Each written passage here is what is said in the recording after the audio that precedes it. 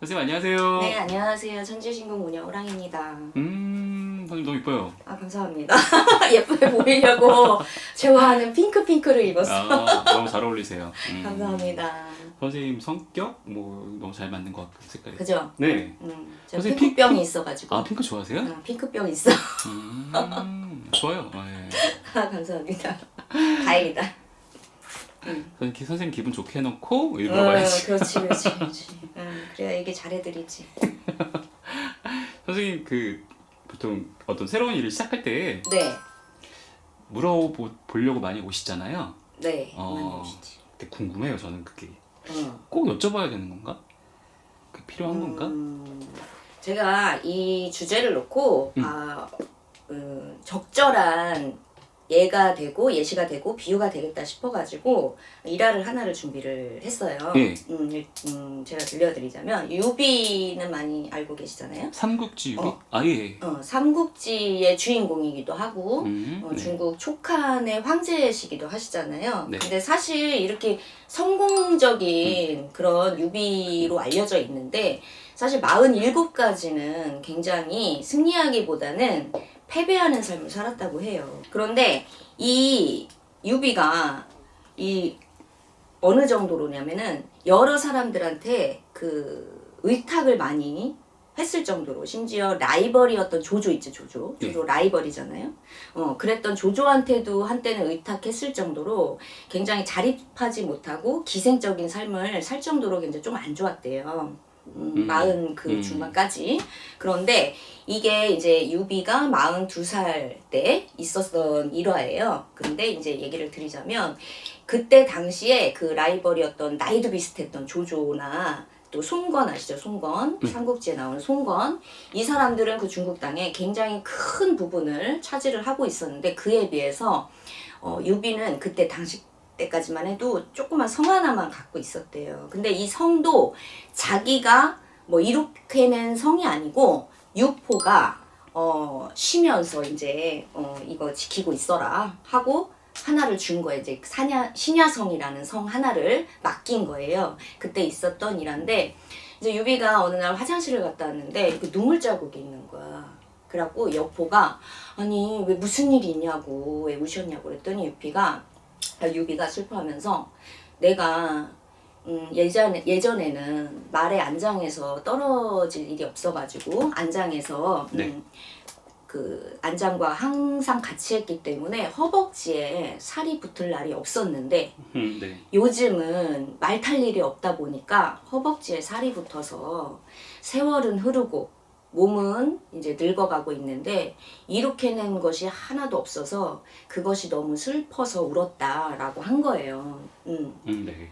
그래서 이제 이 말인즉슨 이게 비육지타라는 이 사자성어가 여기서 나와요. 이 일화에서 말 그대로 허벅지 비, 고기육, 어조사치, 탄식할 탄 해서 허벅지살의 탄식이라는 뜻이에요. 이거는 보람 있는 일을 하지 못하고 이제 헛되이 세월을 이제 보내는 것을 이제 한탄하는 것을 비유하는 사자성어이죠. 근데 제가 이제 여기서 유비가 이제 47이 됐는데 47때 운명적인 만남이 있었어.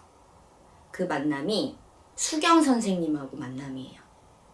그래서 수경 선생님이 내가 유비공의 명성을 익히 들어서 잘 알고 있는데 왜 아직까지 이렇게 공공한 처지를 못 면하고 있느냐라고 물었더니 유비가 제가 팔자가 박폭해서 그런가 봅니다 라고 팔자 타령만 한 거야.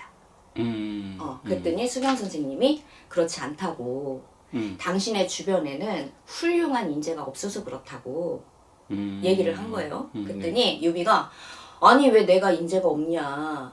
문사로는 송건도 있었고 그 당시에 네. 미축도 있었고 간홍이 있었죠. 그리고 무사로는 우리가 잘 알고 있는 관우, 네. 장비, 조자룡이 있었어. 근데 내가 무슨 인재가 없냐. 내가 비록 재주는 없지만 인재는 많다. 그런 거야. 했더니 수경 선생님이 아니라고. 물론 관우, 장비, 조자룡은 능히 1만 명을 상대할 만큼 훌륭한 장수임에는 틀림이 없지만 그 힘을 하나로 활용할 수 있는 더 큰 인재가 없고 문사로 찝었던 이 송건이나 미축 같은 사람들은 백날 백면서생이지 인생의 무슨 그런 경륜을 가지고 세상을 구할 인재는 아닙니다 라고 찝어주신 거야. 그랬더니 말 그대로 그들을 활용할 수 있는 더 큰 인재가 없다고 찝은 거죠. 그래서 이 대화를 통해서 유비가 그제서야 이제 자기의 처지, 자기의 상황, 그리고 자기의 수준을 깨닫기 시작한 거예요. 그래가지고 이 수경 선생님의 제자, 제갈량이죠. 이제 여기서 등장하는 제갈량을 네. 그 시골까지 3번을 찾아가요. 그때 유비 나이가 47이고 이 제갈량은 오히려 20살이 어려. 27이야. 네. 근데도 이 유비가 수경 선생님의 말을 듣고 깨달아서 그 훌륭한 인재 제갈량을 가서 천신만고 끝에 이제 모셔온 거예요. 3번을 찾아가서. 여기서 이제 유래한 게 삼고초려의 배경인 거죠. 네. 그 얘기는 아시죠? 그랬는데 그 뒤로 이제 제갈량의 도움을 받아가지고 정확한 자기의 상황 판단과 인지를 할 수가 있었던 거예요. 그래서 그 결과로 뭐 적벽대전이라든지 네. 그런 이제 큰 전쟁에서 승리를 거두면서 이 천하삼분지계라는 그 큰 중국의 3분의 1을 차지하면서 촉한의 황제가 되면서 인생 역전의 계기가 일어난 거예요. 제가 이런 얘기를 이제 왜 드리냐. 근데 이 얘기를 드려야 되는 이유가 이 내 자신과 자신의 주변에 대해서 내가 무엇을 알고 있고 또는 내가 무엇을 놓치고 있고 무엇을 모르고 있나 이거를 정확하고 명확하게 인지를 하는 것이 그 모든 일을 시작할 때 굉장히 중요하다는 부분을 제가 설명드리고 싶어서 이 일화를 이제 예시를 들은 거예요. 근데 그거를 알아야지만 이제 최적의 전략을 세우고 최고의 선택을 할 수 있고 결정을 할 수 있다라는 것이죠. 근데 사람들이 이제 자기 자신을 자기가 굉장히 잘 알고 있다고 생각들을 많이 하시잖아요. 그렇죠. 저부터도. 근데 자기 자신이나 자기의 이런 상황을 객관적으로나 아니면 정확하게 인지를 못하고 계시는 분들이 상담을 해보면 굉장히 많아요. 의외로 많아요. 그렇지만 그러한 상황을 이제 뭐 이렇게 전략을 세우는 거나 이런 거에 있어서 무슨 결정을 할 때 나를 인지를 할 수 있는 그런 것들을 설명해 줄 수 있는 부분을 세상 이치를 다 통달하셨다라는 이러한 신령님들께 이제 맡기는 것도 굉장히 좋은 엄청난 큰 도움이 되지 않을까 싶거든요.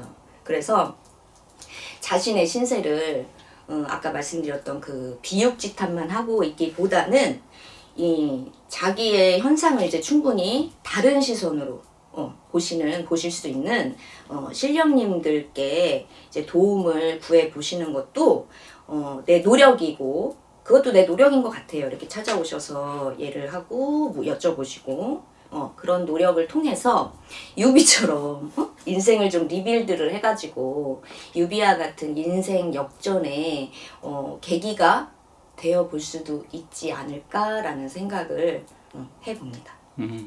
네. 이해가 되시죠? 제가 왜 유비를 말씀드렸는지. 그럼요. 선생님 되죠. 딱 맞는 일하지 않아요? 그러니까 보통 말씀하신 것처럼 본인이 본인을 안다고 하지만 저조차도 잘 몰라요. 그죠? 네. 그리고 알고 있어도 여기까지만 알고 있는 경우가 많아요. 그 내면에 그 이상에 내가 어떤 걸 더 활용을 할 수 있고 어떤 부분을 좀 빼고 가야 되는지를 정확하게 딱 찝어주시는 그 수경 선생님과 같은 그런 역할을 해줄 수 있는 그러한 부분이 그런 귀인이라든지 그런 조언이 객관적인 시선이 정말 충분히 필요하거든요. 저는 말씀드리면서 그런 것도 생각이 들었어. 보통 저희가 지금 3차원? 저희 4차원에 살잖아요. 네. 근데 2차원에 사는 뭐 사람들 있다고 하면은 네. 뭐 점과 선과 면으로 되어 있는 거. 네. 근데 그들끼리는 이제 그 3차원의 시각이 없으니까 가다가 막히면 그냥 막혔나 보다. 그치? 근데 그걸 이제 3차원에 있는 사람이 보게 되면은 다 보이잖아요. 그게. 그렇죠. 왜 막히고 뭐 어떻게 가야 되는지. 이렇게 가면 되는데. 근데 저희 인간은 이제 2차원에 있는 존재라면 여기 신령님들은 3차원의 세계에서 그렇죠. 저희의 뭐 뒷면, 앞면, 속까지 다 보는 그런 맞아요. 시각이 있으니까 오. 저는 그런 게 굉장히 큰 도움이 될 거라 생각하거든요. 이 유비의 일화와 그 PD님의 그게 설명이 딱 맞아 떨어지네. 그래요. 이 방송을 보시는 분들은 이해가 빠르시겠어요. 그래서 저는 이분들의 역할이 좀 그런 것들, 저희가 예. 모르는 부분에 대한 예. 것들, 이런 시각도 뭐 같이 이렇게 공유해 주시고 그걸로 조언도 해주시고 이런 것들. 그럼요. 필요한 것 같아요. 큰 도움이 네. 되실 거라고 정말 저는 생각을 해요. 예. 거기 플러스 또 선생님의 도움이 필요한 거잖아요. 그렇죠. 이제 이 통역자가 요렇게 통역을 하느냐 저렇게 통역을 하느냐에 따라서 내용이 많이 달라질 수 있는 부분도 사실 크더라고요. 저는 그 중에서 선생님들 역할도 굉장히 큰 것 같아요. 분명히 진짜 통역 이외에 그렇죠. 그 뭐라 그래, 어떻게 보면 좀 이끌어 주시는 분, 가이드, 그쵸, 그런 것도 있잖아. 그래서 인생 설계 가이드. 예, 그래서 되게 중요한 역할인 것 같더라고요. 네, 맞아요. 선생님 너무 재밌다 이런 거. 그죠? 제가 이런 얘기를 많이 준비해 보도록 하겠습니다. 선생님 너무 재밌어요. 공부했던 내용을 머리를 잘 굴려가지고 잘 기억을 해내서 적절하게 예시를 잘 선생님 드려보도록 이런 거 하겠습니다. 준비하시는데도 시간 꽤 들릴 것 같아요. 근데 이제 이런 것들은 이제 책들을 공부를 하고 이제 예전에 공부했던 부분을 실력님 공부를 하면서 또 기도를 하면서 생각이 났던 것들도 있고 또 그거에 대해서 또 실력님이 뭐 어떤 책을 갑자기 또 어떠한 내용을 떠오르게 해서 깊이 파볼 때도 있고 예. 그래서 방송을 찍으면서 사실 저도 도움을 되게 많이 받아요. 그냥 그때는 그냥 그렇구나 하고 지나갔던 게 다시 되새김질하고 다시 공부를 할 수 있는 계기가 돼서 저도 굉장히 좋은 시간이라고 생각을 해요. 저도 많이 도움이 되네요, 선생님. 감사합니다. 오랜만에 삼국지 얘기도 듣고 네. 재밌었어요. 선생님 오늘 말씀 잘 들었고요. 이거 보시고 조금 더 넓은 시각, 네. 뭐 이런 것도 좀 확인하시고 싶으신 분들은 천지신금 운영을 한번 그렇죠. 보셔야죠. 그렇죠. 알겠습니다. 선생님 오늘 감사합니다. 네, 감사합니다.